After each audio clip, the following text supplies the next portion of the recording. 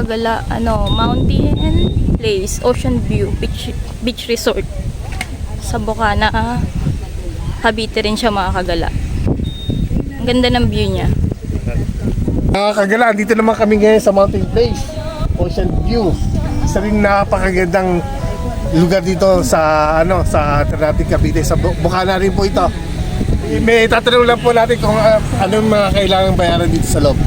Ano po yung magkano po yung cottage dito? Yung cottage sir, nasa 1.5. 1.5 po?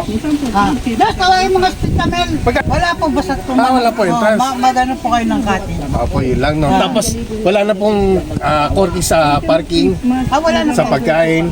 Titindahan na po kayo. Pag nagutom, ito na po. So, pwede po ba makapasok sa loob? Titingnan lang po saglit, ha? Salamat po. Mga kagala, free entrance po pala siya, free parking din kung gusto nyo. Dito tayo sa mountain place. Tapos may tindahan din dito mga kagala, may sari-sari store. Just in case wala kayong baon, napadaan lang kayo. Ang ganda ng view niya dito mga kagala. Very relaxing kung gusto niya ng tahimik na place. Ang ganda mga kagala. Perfect na perfect ngayong summer. Very relaxing yung place kung gusto niyo ng tahimik.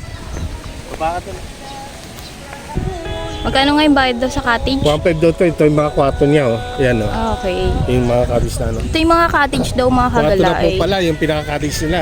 1.5 na may cottage ka na. Tapos pre-entrance na yun mga kagala. Cottage lang yung babayaran mo. Kung gusto niyo magbaon ng food, pwede din. Pwede nyo rin dalhin dito yung motor niyo mga kagalaw. Yeah, kasi mountain view. Kumbaga para pababa ka ng bundok. Tapos imaginein mo meron siyang beach dito sa baba. Napakaganda. Ito yung bababaan mo mga kagalaw. Tapos dahan-dahan lang tayo sa pagbaba. Pero unique yung place niya mga kagala.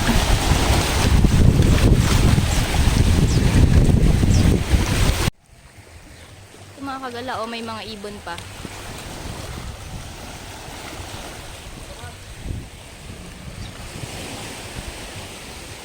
Medyo kakaiba yung mga dito mga kagala. Kasi nasa baba ka ng bundok. Mga kagala, may hagdanan. Doon kami galing kagala sa taas. Tapos bababa ka dito.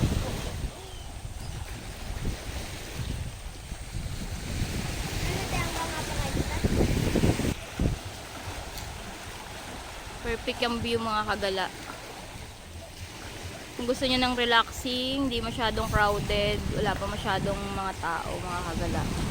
Yeah, ito ba yung overview? Doon tayo kakain? Kakain tayo. Yung mga kagala yung dagat na mga kagala. So, mabato din siya mga kagala. May dog. Okay. Kanina po pwede mag-inquire ma'am pagka... Ito po, sa kanya po. Okay. Yung pong doon, 1.5 po. Ay, ito po, 1.5. Yun po naman. Ayun po. Pare-pareho, hindi. Hindi po. Kakaiba? Opo. So lahat po yan ay parang kwarto na. Opo. So, Tiga 1.5 po. wala po siyang entrance fee. May entrance fee po, 30. 30. Opo. Per head po, no? May corkage po ba sa mga pagkain, no?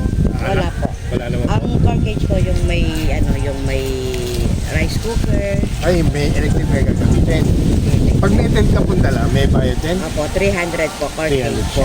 Tapos, overnight, pwede rin po rito. Pwede po. Hanggang ano oras po nag-start yung overnight dito? 7 o'clock po.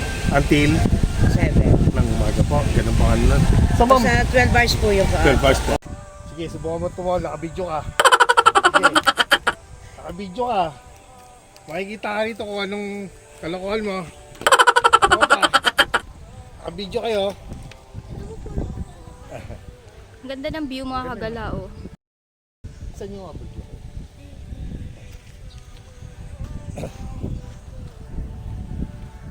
Nasa taas ka ng bundok, tapos pagbaba mo, andun yung beach. Ito mga kagala, may bantay ka pang mga dog. Pero mababait naman sila. Kasi bantay lang daw.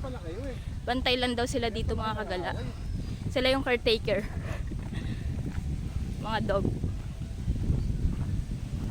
Kahit tayo ito, ha? Ano yun? Nagsilang po.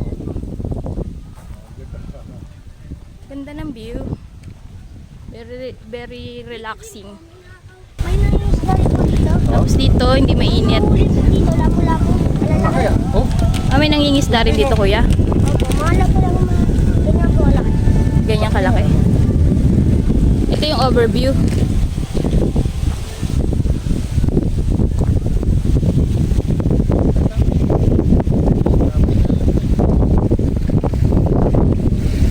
Ang ganda mga kagala, oh.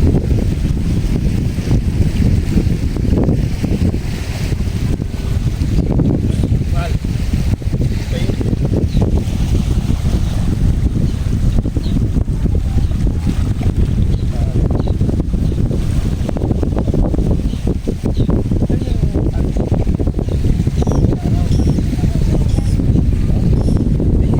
Dun mga kagala sa kabilang isla, oh. Daming naliligo mga kagala.